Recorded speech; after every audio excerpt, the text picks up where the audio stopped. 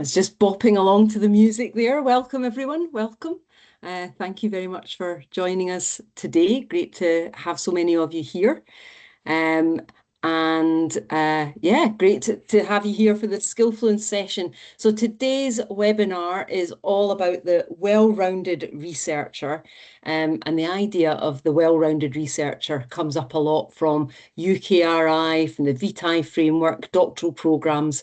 But what it actually means in practice can really vary widely. So for today's session, we've got a fantastic panel of guests ready to share their thoughts and wisdom on the topic.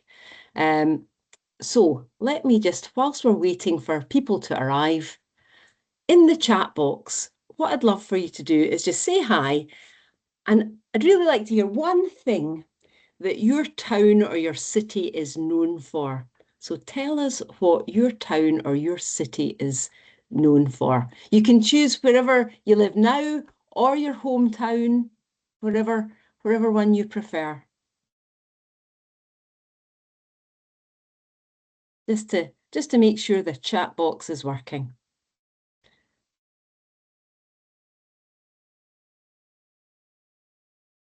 So I think like I'm in Glasgow. We're known for many different things, but I would say probably the kind of the live music scene or our thriving arts scene. You know, we're really proud to have a lot of Turner Prize winners that have studied or are from Glasgow.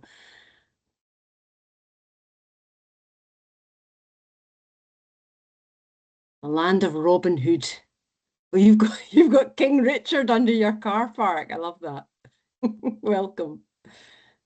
A beach. Very jealous. Very jealous. Beautiful canal houses. Bilingualism. Lovely. Montreal. Openness. Concrete cows. What else have we got? Football and messy nights out. Oh, Jane, where are you from? That could be so many places. King Alfred the Great was born here. Nice.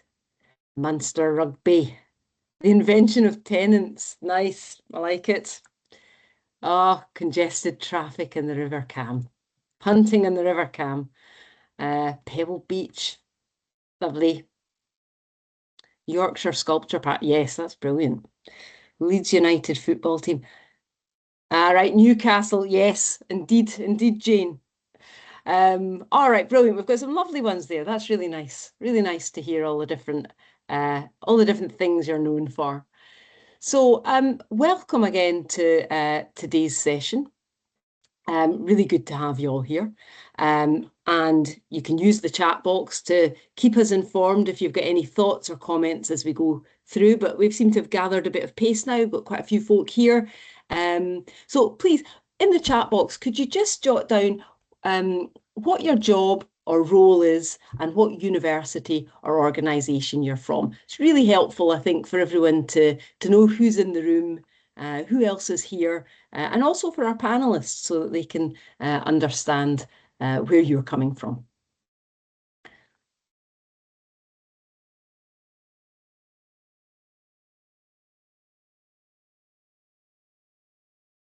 Great, so we've got Programme Manager in the Chemistry Department at Oxford, Senior PGR Researcher Developer, Liverpool, Durham University, welcome Martina.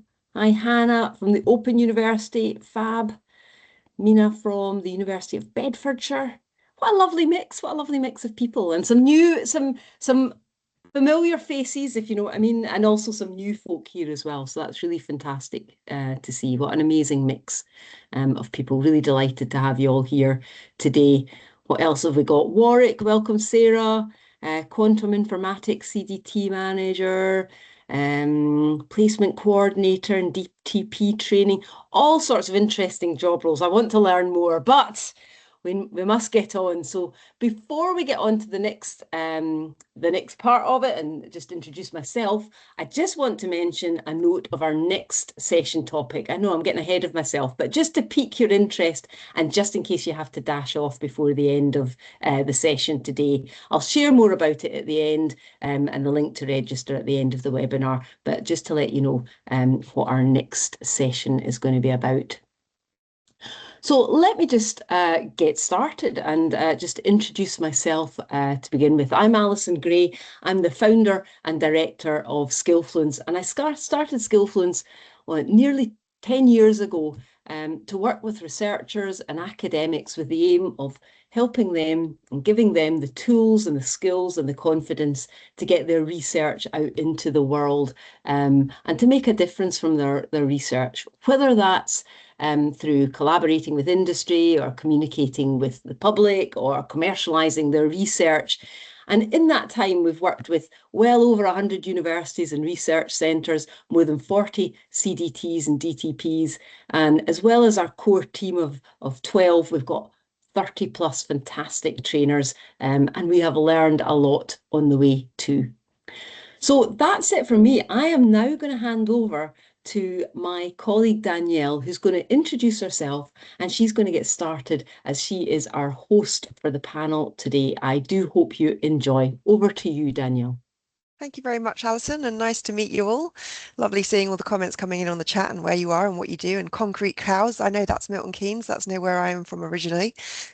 So as Alison said, I'm Danielle Miles. I'm actually a ex-doctoral researcher myself, and I've worked in the HE sector for over a decade, firstly as a research fellow before transitioning into professional services roles, primarily in the knowledge exchange space, but really just about helping to support and build capability in all things innovation, commercialization, and impact.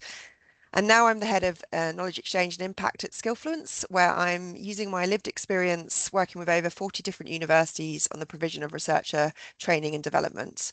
And I'm really delighted to be hosting this panel today. It's great to have you all here with us for our conversation on the well-rounded researcher. And this is a topic that keeps coming up again and again when I'm talking to researcher development teams. And today we're going to dig into this with a fantastic panel who bring a very different and equally valuable perspectives. So if Alison can click on to the next slide. I'm really excited to be joined today by a panel of 5 panelists. So we've got Jen Allenson, who's a long-time Skillfluence Associate Trainer and Director of Space, who's worked with thousands of PhD students right across the globe over the last 2 decades. And actually, before working as a professional facilitator and coach, Jen was the first full-time lecturer in computer science at Lancaster University and brings really deep insight into all different aspects of researcher development. We're also joined by Karen Coyle, who's a Senior Researcher Development Officer in the Research and Knowledge Exchange Services team at Glasgow Caledonian University. She works on coordinating researcher development activity from postgraduate research students right through to research active staff across the whole university. And she's got 10 years of experience in this space, working closely with researchers and their leaders to shape inclusive, evidence-informed programs that support professional development as well as well-being and research impact across the whole research lifecycle.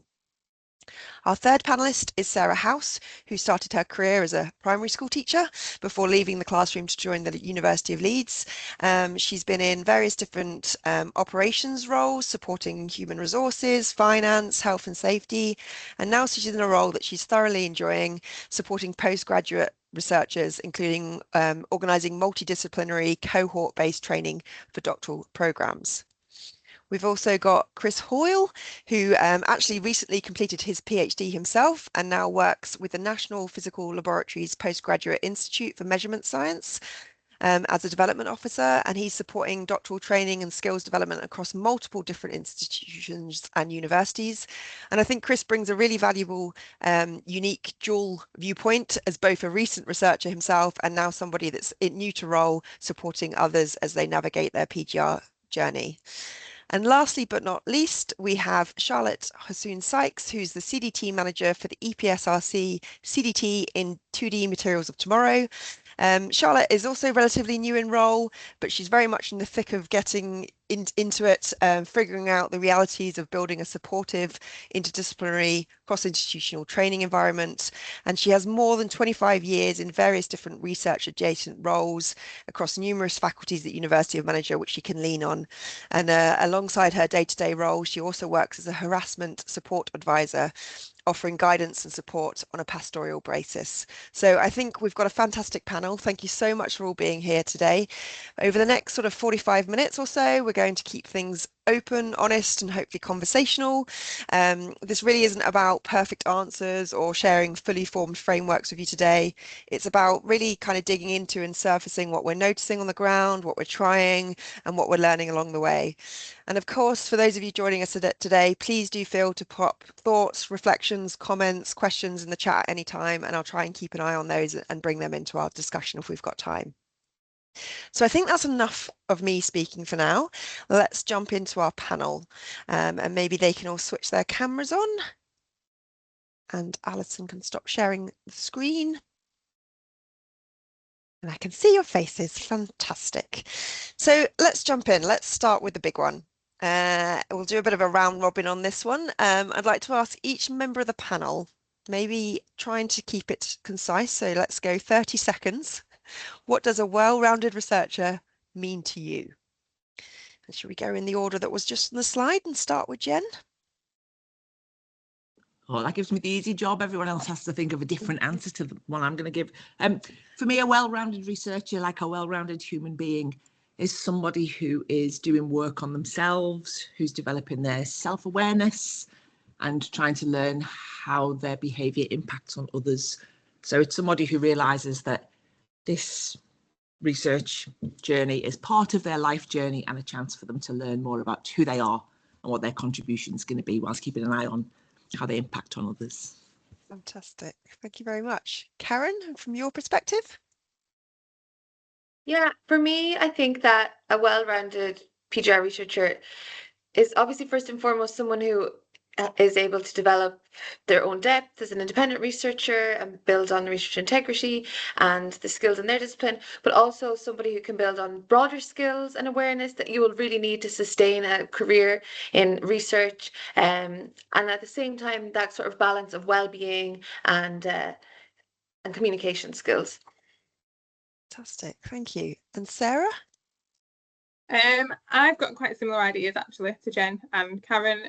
I think somebody who's open to change quite a lot, because there's quite a lot of change going on in the education sector at the moment. So somebody who's open to change, I would say new opportunities as well, and somebody who's willing to kind of grab those opportunities wherever that PGR is studying, and somebody who's quite holistic as well. So again, not just focusing on the study, which is the main part of it, but the well-being part of it, the professional side of it, the personal skills that they develop along the way. So yeah, that's what I think.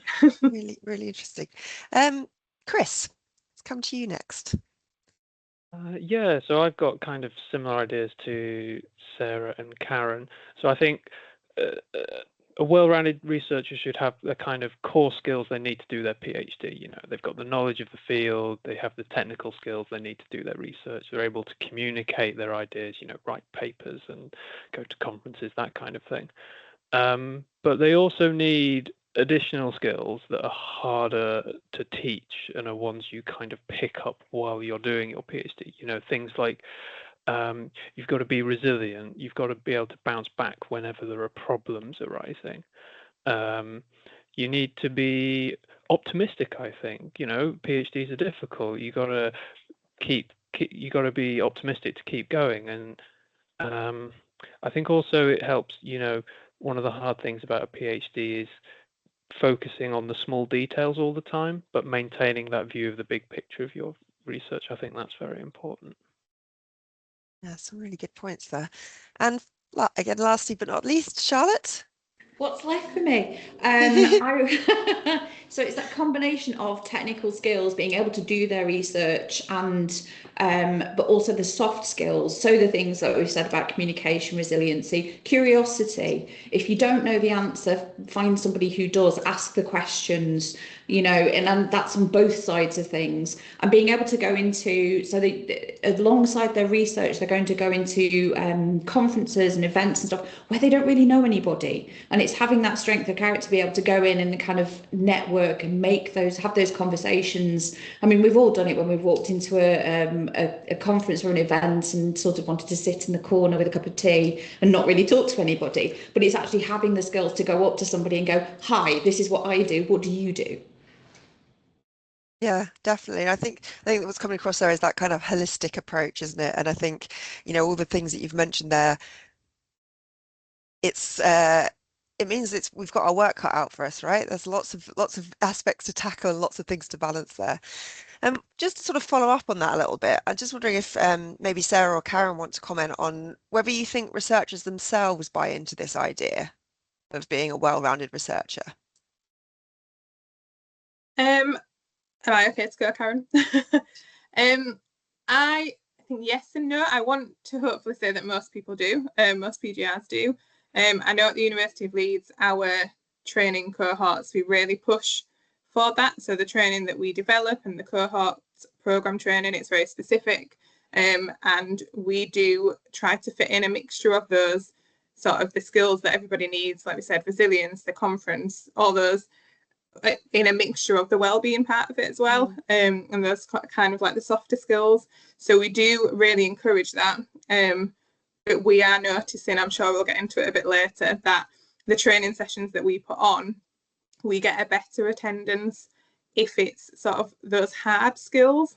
So those PGRs know that they're going to sessions and they're going to take away a specific skill, whether that's programming or whether that's a way of doing research. And the sessions that we put on that are maybe more to do with resilience and well-being, we're seeing a pattern that we're getting less engagement from those. So that's kind of where we're at, sort of looking into why. But I want to say yes. I want to say a lot of people do buy into it, but that's maybe me being hopeful. Karen, do you see any sort of similar thing at your institution? Yeah, I absolutely agree with what Sarah was saying. And I would say that I think I don't think a sense of cohort happens like automatically necessarily, or thinking being a well-rounded researcher is something that just happens maybe for some people who are very balanced and skilled, or maybe have come from another similar role. But I think that early stage induction and really making sure when you're planning out the PGR training and development that you're making sure that early stages there's really clear transition points and opportunities for people to feel connected, feel confident, and feel well-rounded, while also making sure that there's lots of space for connection or informal discussions, and recognizing that the journey obviously changes all the way through, and what you will do in first year is different to maybe your final year. So just providing the opportunities there for people, kind of as Sarah was saying. Yeah, that makes sense. Yeah. So thinking about those kind of, I guess, softer skills a little bit, Jen, I was just wondering if you think there are any kind of non-negotiables when it comes to developing a well-rounded researcher. Are there skills or experiences you think every researcher needs? Listening skills. I think everybody needs them. And especially now everybody's moving at a much greater speed and we're all very distracted. Giving somebody else our attention is a gift to them, but also we learn so much by learning to listen properly. So I think that would be everybody must spend some time working on this. It will make the world a smoother running entity, I think. Yeah. Just to sort of dig into that a little bit as well, we were having a really interesting conversation the other week when you were talking to me about the kind of needing to balance left-hand brain development and right-hand brain development. I don't know if you want to expand a little bit on that in terms of why that's important. Only very briefly. If anyone's come across the work of Ian McGilchrist, who wrote a book called The Master's Emissary, talks about the different hemispheres of the brain. And his conclusion is we educate for the left-hand side of the brain, and we live in a left-hand side of the brain, a left hemisphere world, where it's all about results and it's about winning and it's about quick answers and it's about getting resources. It's all stuff that we do as academics. Also, we need these things as well. But what we're missing out in is the somebody used the word holistic before, the bigger picture, which is what the right hemisphere of the brain is for. It's there to keep us safe. It's there to be vigilant so that we don't get predated on whilst we're eating, as from a mammalian point of view. So I think it's important for us to, as trainers or people who are in the training and development area, is to think about whole brain training, the kinds of things that broadens our awareness of the world around us, about the other people around us, about our impact on those people. And that's why I think listening and paying attention is really, really important. Yeah. And that's why I think it's important. Yeah, and I think connecting that back to what Sarah and Karen were saying as well, particularly Sarah, about the kind of people engaging, it's helping people recognize the importance of that and knowing what they don't know and what they could know. And that's a challenge that I guess faces it all. That's all. And that they might be predated by their academic colleagues if they don't learn to be vigilant. Yeah. I'm just thinking then about kind of, building on the kind of non-negotiables and, what we need and how do we become a well-rounded researcher. I think me and Chris were sort of, again, talking the other day, and I don't know if we were laughing about, are we well-rounded researchers? Having gone through a training program, I'm not sure, but maybe I could just ask you, Chris, as someone who's recently gone, done your PhD much more recently than I have, but, what do you think you needed most as a PhD student? What was a gap, or what benefited you that you did have? I'd say there were two things that I think I definitely needed at the time. I wasn't aware I needed them while I was doing my PhD, but looking back, I could see that I needed these things. So the first one I'd say was project management experience, because a PhD is basically a big project. And when you're doing, say, your first degree, a BSc or master's, a lot of the kind of admin side is handled by other people. But when you're doing a PhD, you suddenly take on a lot more of that work. You have to organize yourself, you have to plan, you have to decide what research activities you're going to do, whether it's experiments or writing a literature review. There's deadlines to meet. So all of that is a big responsibility to take on. And this was something that I struggled with.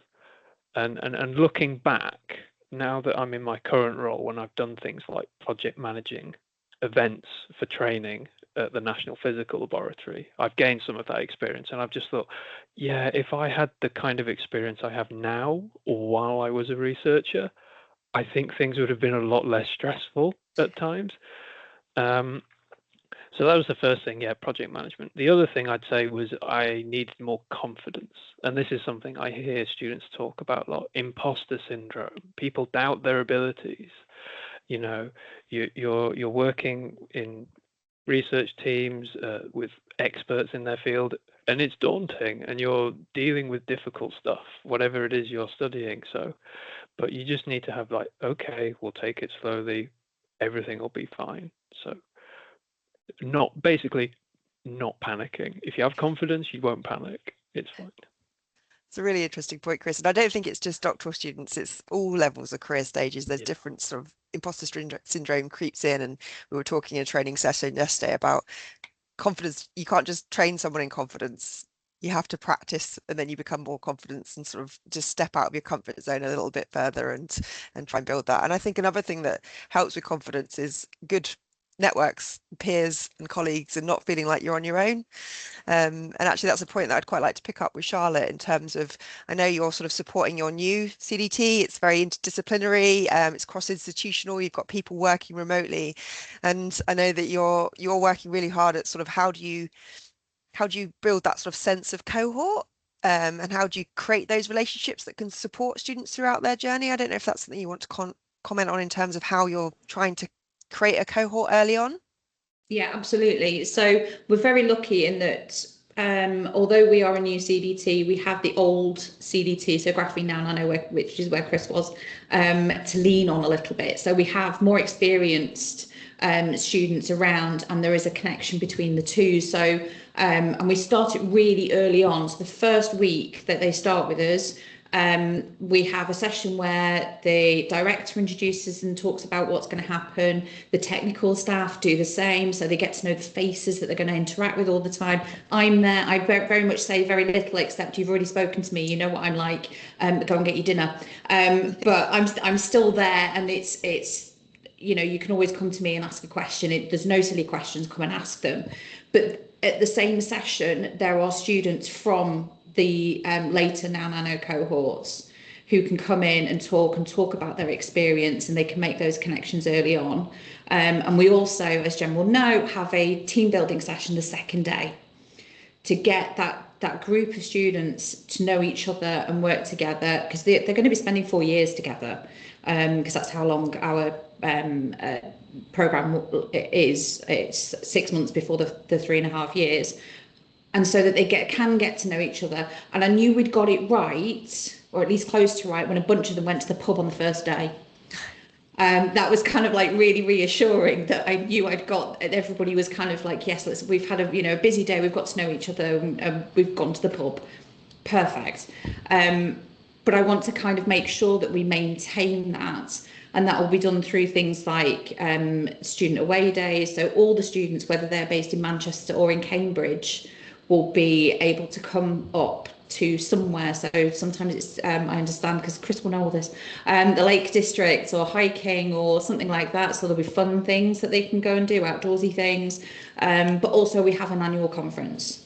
And this year, it's the first year with a combination of Now Nano students and 2D MOT students together, or both organising it, but also presenting at it, meeting with each other, networking, and spending time together, not just doing worky things, so training and learning, but also doing nice things. So they've already planned a hike. There's board games planned.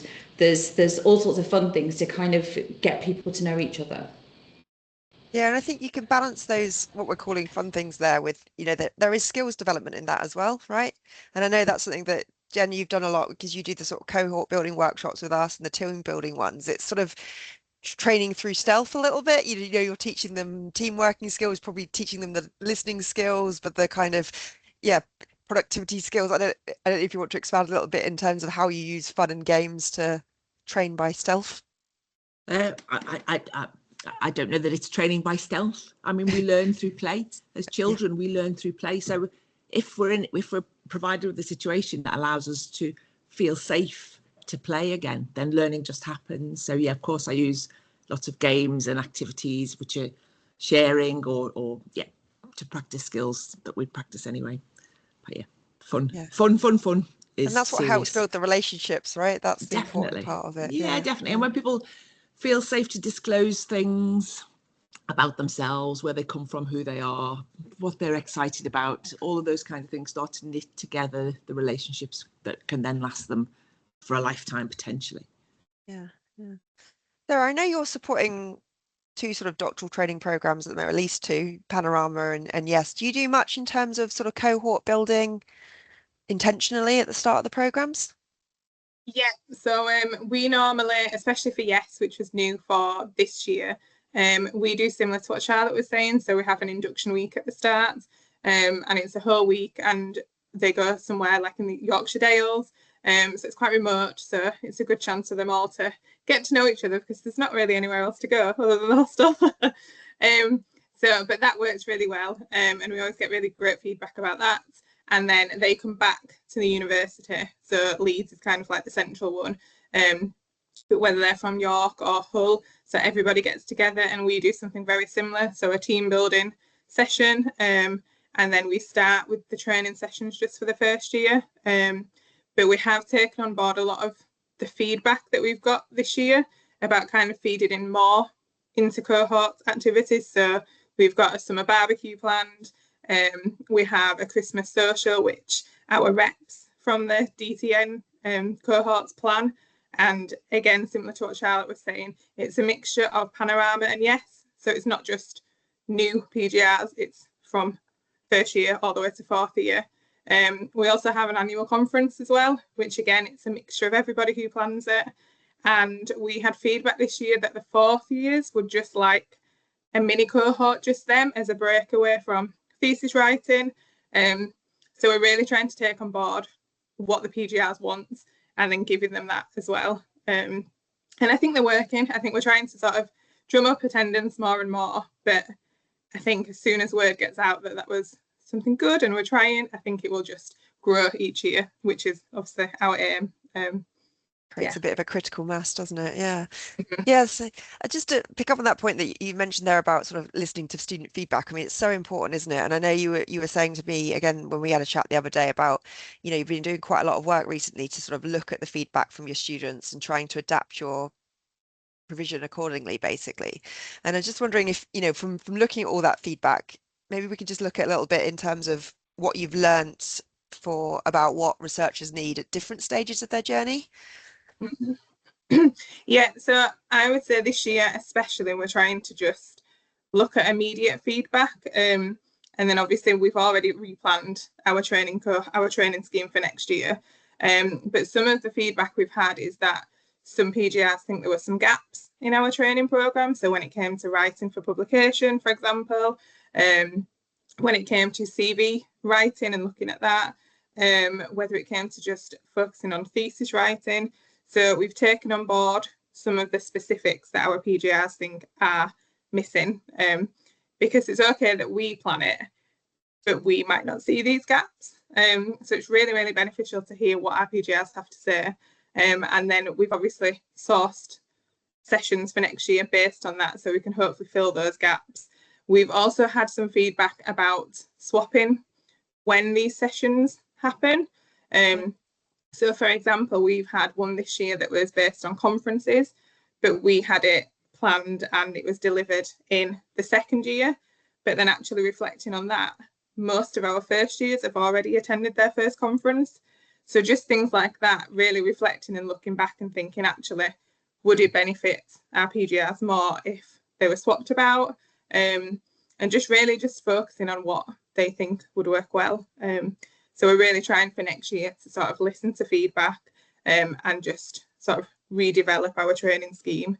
But I think it's really, the PGRs know that we're listening to them as well. So after every session, we ask for immediate feedback, we send a QR code out, we send a link, and we just really make sure that they know that their feedback is valued. It's not just a tick box for us, we do actually listen, and do something about it. So we'll see if all the feedback and everything that we do change help attendance next year. I was going to say, I wonder if you'll see a nice trajectory there in terms of attendance, because you can take that "you said we're doing" approach, and that's something they want. So you hope that they'll turn up to it then. So the promotion of the next session should be slightly easier, isn't it? Yeah. Yeah, and we have listened to them. So hopefully, like you said, it's a "you've said, we've done." So hopefully that works. Karen, I'm wondering if you've done anything similar at your institution in terms of looking at feedback and seeing what people want at different stages, because obviously you support PGRs but also through to more senior professors. So what differences do you see in training needs as career progresses?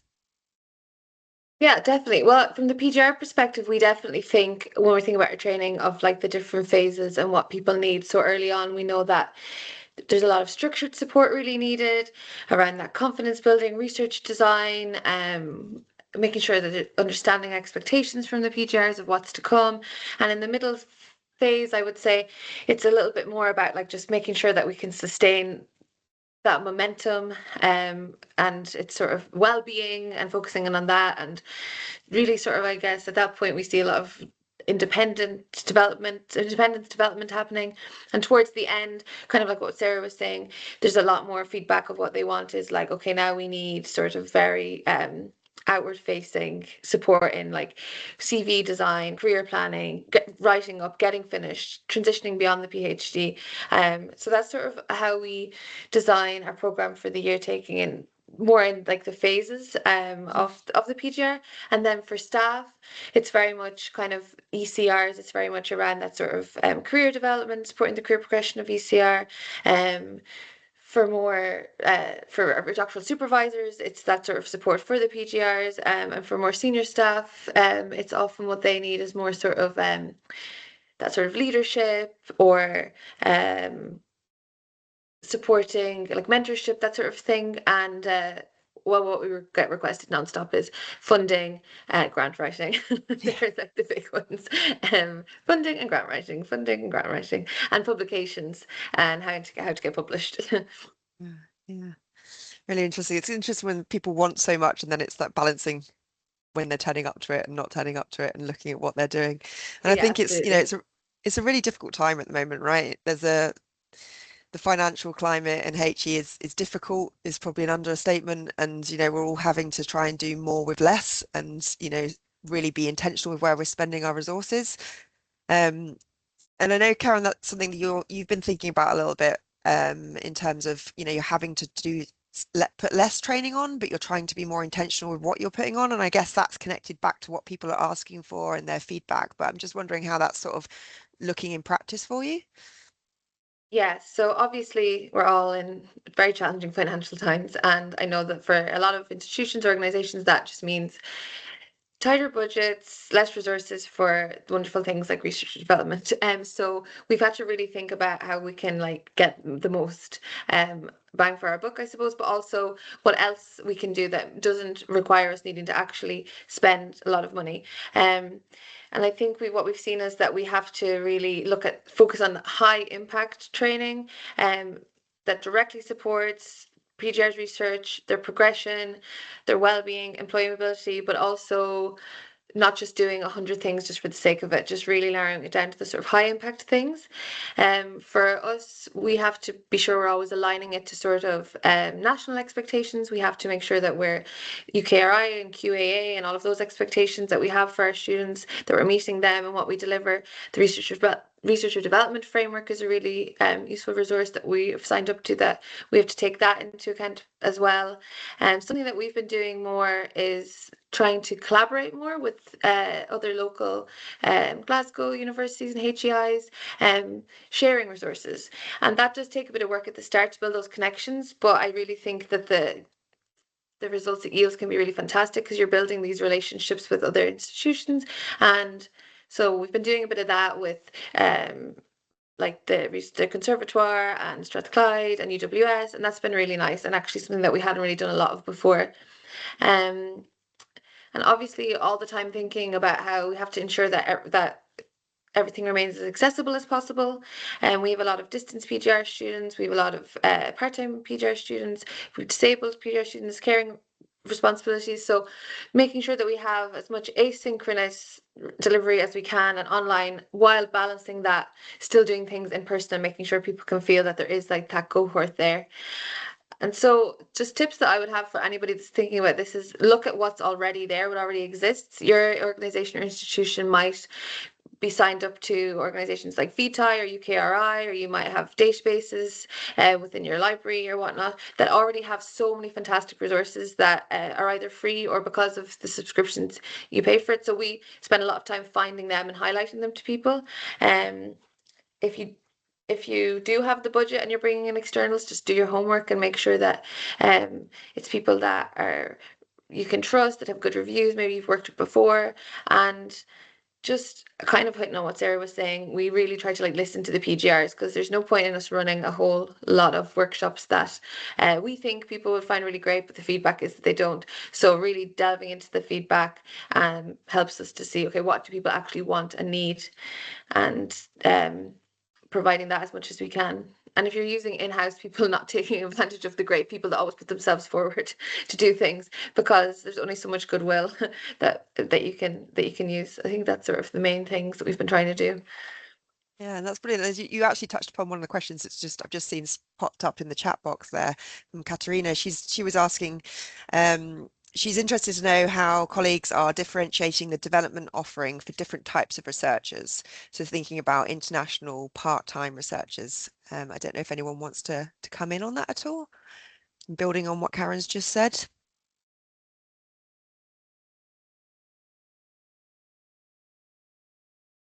I don't know if I was going to say, Sarah, have you got different types of researchers?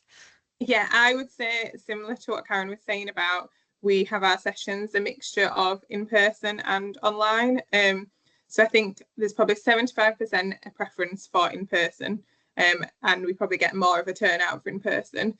But we do make sure that we do offer online ones as well. So it opens it up to a wider audience. And then I would also say as well, because yes, DTN is a collaboration between York and Leeds, and Panorama is York, Leeds and Hull University. We do try to change our sessions from where they are based, so not everything is based at Leeds. It's York as well, so we do try to sort of mix it up so it is a bit more accessible. And then any sort of like slides or any handouts are always provided afterwards, so if somebody can't make the whole session. So there's quite a few things that we would do. Yeah, thank you. Just seen another question pop up in the chat around from Jane wanting to know how other institutions are doing with PGR engagement in training and events. They're saying they've often sort of in the past used student reps to help, but actually they're seeing kind of people stepping forwards to even be on kind of student committees dropping down.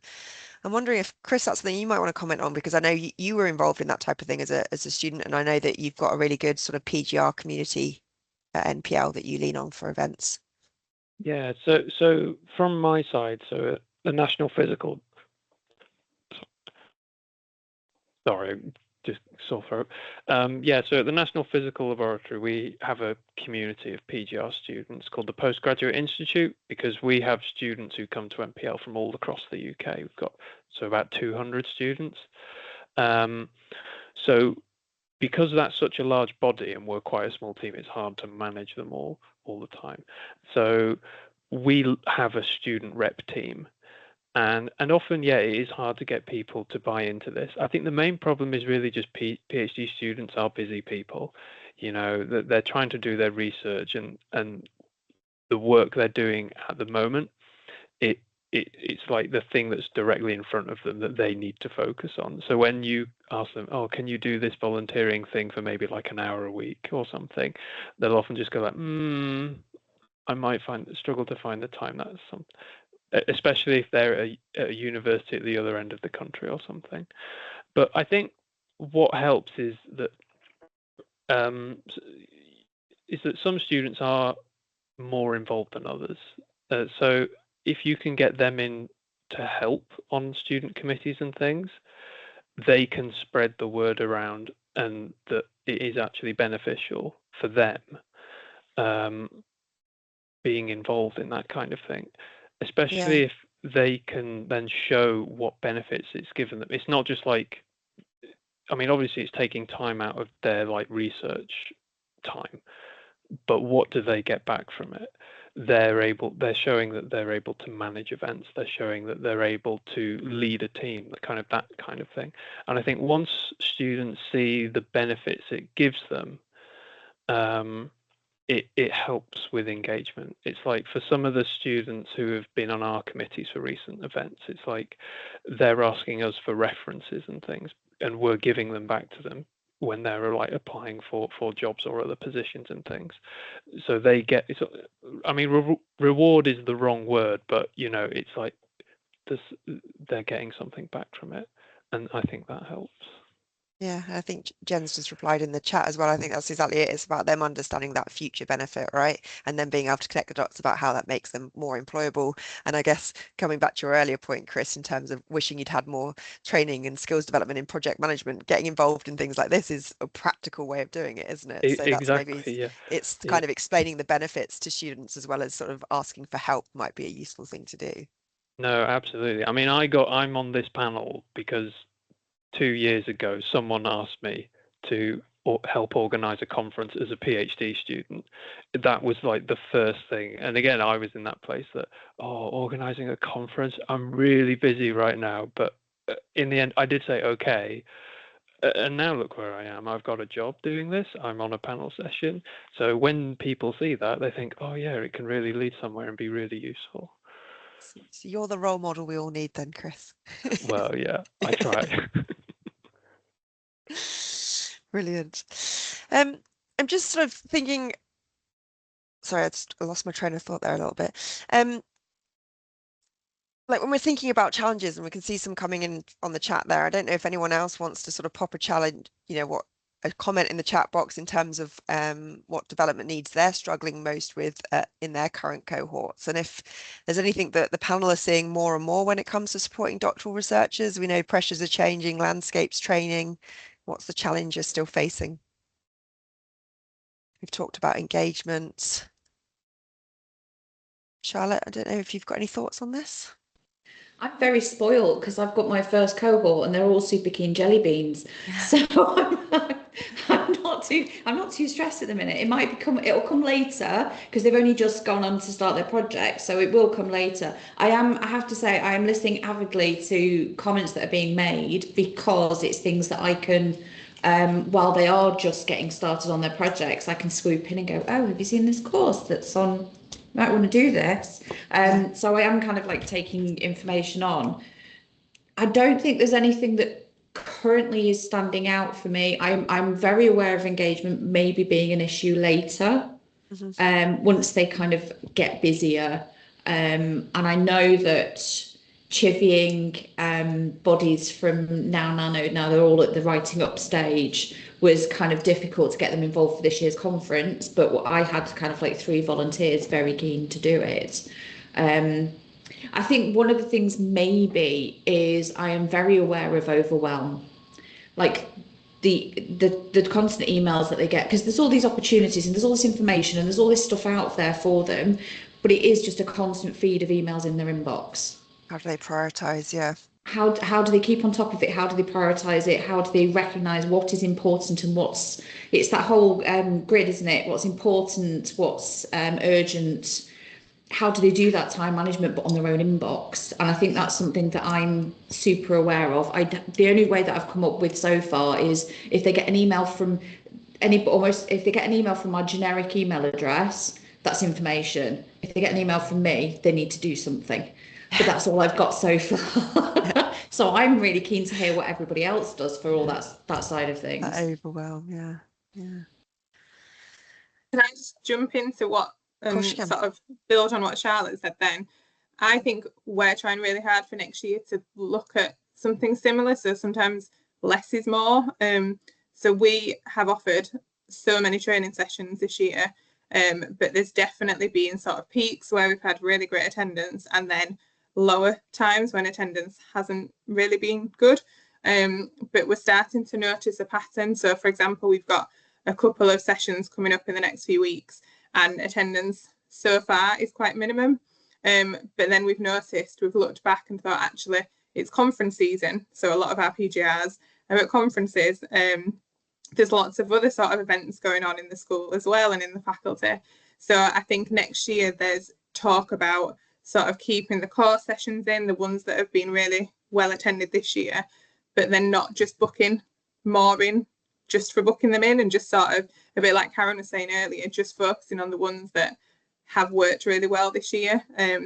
Because I know that our team send a lot of emails out, reminders emails, sign up for this, there's this opportunity, don't forget to accept the diary invite. There's lots, and obviously that's just from us trying to encourage them.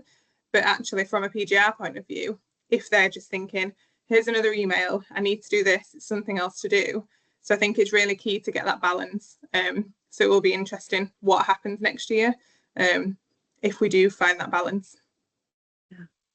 Can I just jump in here, Danielle, as well, just to say, in our context, because we do have that cohort that has so many sort of part-time and distance PGRs as well, like that's something that we always have to be very mindful of, because I think we see with those students that they have obviously all of the challenges that a full-time maybe on-campus PGR student has, but also they often have a very distinct set of challenges along with that.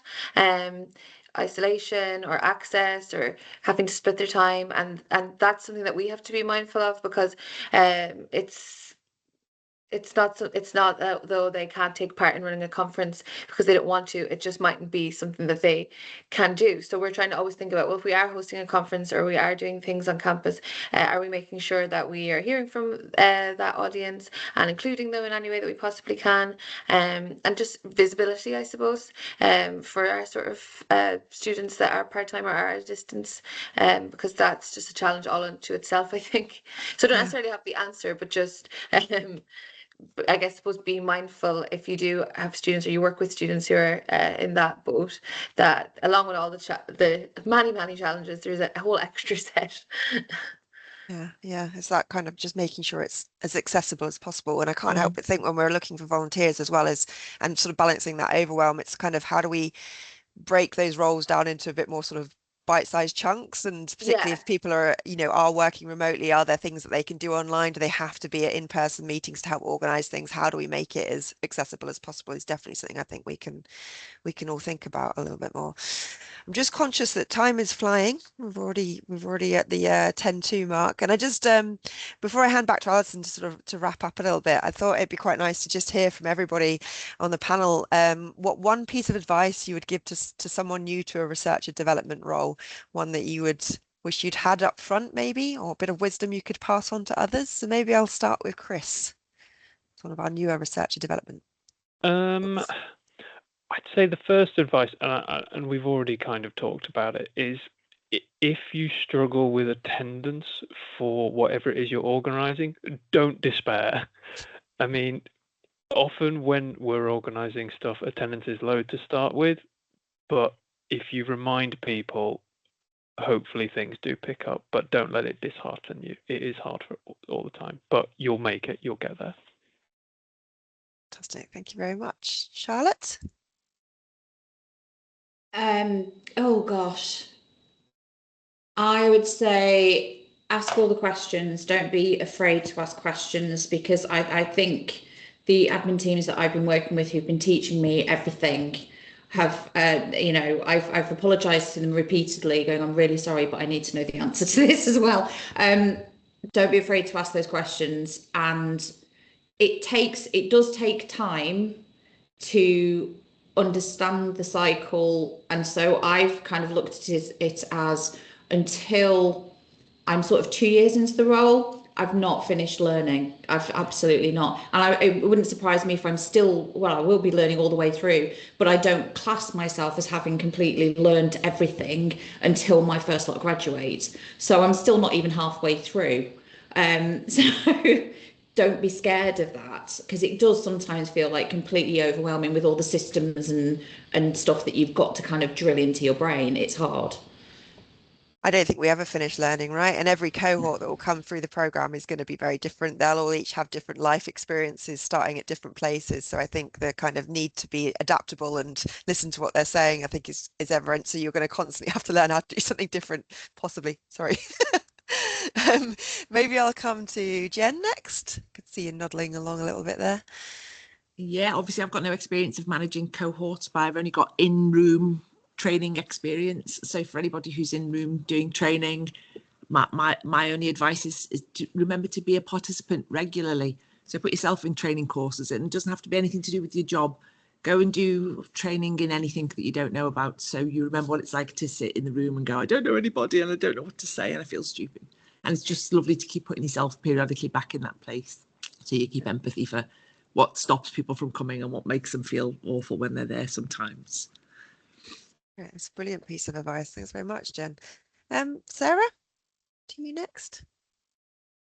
I would say don't be afraid to put forward new ideas, and sort of if you think that there's an area which can be adapted, just as long as you've got permission to do that and you're not changing everything, just kind of put forward your ideas, and it might be a bit of trial and error, but don't get disheartened if sort of your ideas don't work.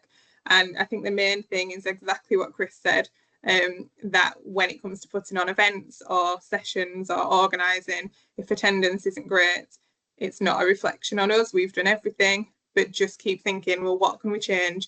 What can we keep improving? And I think having that mindset is really key in this kind of role. Thank you very much. Karen, you've got the toughest job. Any other pieces of advice left over? Well, I agree with everything that everybody has said. And I think similar to what Charlotte was saying, if you're new in, I think just be really in like listening mode, understand the doctoral experience where you are, what the expectations are where you are, maybe the national expectations where you are, and be ready to start building those relationships that you're going to need, because you're going to have so many relationships with so many people across the breadth of your institution, your organization, and external to that as well.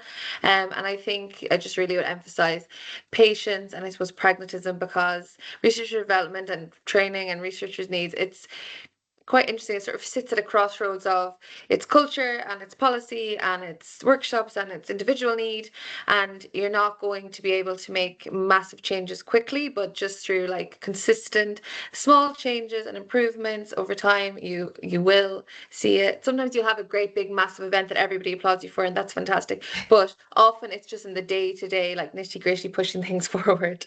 Make a difference to one researcher's life. You see it happen, don't you, every now and again, and it's Yeah. really rewarding. Yeah, Uh-huh. brilliant. Well, thank you ever so much. I found that really interesting. Lots of really open, thoughtful, and genuinely insightful points that you've made there. And I can see on the chat people are, nodding along, agreeing, putting in their own comments, and I'll be reading through some of those after the session today. And I think what I feel like I've taken away from this is that there probably is never going to be a correct answer. There's never going to be a blueprint that we can all follow. I mean, there is a shared recognition that research and development is evolving. We're all learning together with our cohorts, outside of our cohorts. We're learning about the expectations and the wider university system and outside world even is shifting, and we're having to adapt to that. And I think the importance of community and connection, listening to others, as we've said today, and also just having that permission to be iterative, adapt, keep evolving, keep reflecting, keep making changes. Don't be afraid to sort of mix things up a bit, I think is really important, and that stood out to me in today's panel. So thank you very much. I hope some of the discussion has given our audience some food for thought, a few practical ideas, maybe some new connections have been made. I'm sure it's an interesting point that Karen was making about opportunities to collaborate with other universities. So I'm sure reach out to each other if you want to collaborate on things. So thank you for joining us. I'm just going to pass back to Alison to close off. Thank you very much. Brilliant. That was great. Thanks, Danielle. Thanks to all our guests. Great discussion. Something really reassuring, I think, to hear that many of the challenges that are shared out there, and that there's lots of people that are thinking deeply about, how to give researchers the very best learning experience to help them achieve their potential. So really brilliant discussion. We're going to be doing discovery calls over the next month or so. So if you'd like to be part of that, I will put up Danielle's email address. Maybe Danielle, you could pop that in the chat box. I'm going to share my screen to tell you a little bit more about the next session. So we're doing discovery calls over the next month. If you want to be part of it, then give us a shout. If you want to discuss your training plans for the year ahead, or if you want to learn more about what we're doing in doctoral training, even if you just want to have a chat about doctoral training, we're really curious about it. We love being involved in the conversation. So do get in touch. And Danielle's really knowledgeable about this stuff. So feel free to contact us. And if you've got any suggestions for future webinars or topics that you'd like us to cover, again, we'd love to hear from you. Please drop us a line. Here's the information about our next webinar. We're going to be talking about accelerating impact through industry engagement on Wednesday, the 24th of June at 1 p.m. We've already, David, you're ahead of the game. It's already got the registration link in the chat box. Thank you for that. So we're going to be looking at how you move researchers from intention to action when it comes to engaging with industry. Sometimes people know what to do, but they just don't know how to do it. So we'll look at some of the practical ways to take first steps, build interest and increase participation. And we'll share more about it closer to the time. But for now, please do register and get the date in your diary if it sounds of interest. And feel free to share that with anyone else that you think might be interested in the topic. So just to finish up, a big thank you to Danielle for superb hosting there. That was lovely. And to our guests, to Chris and Jen and Charlotte, Sarah and Karen. That was a fab discussion. Thanks everyone for joining us today and for participating in the chat box as well. Enjoy the rest of the week. Enjoy the sunny weather, and I'll look forward to seeing you next time. So thanks very much and bye for now.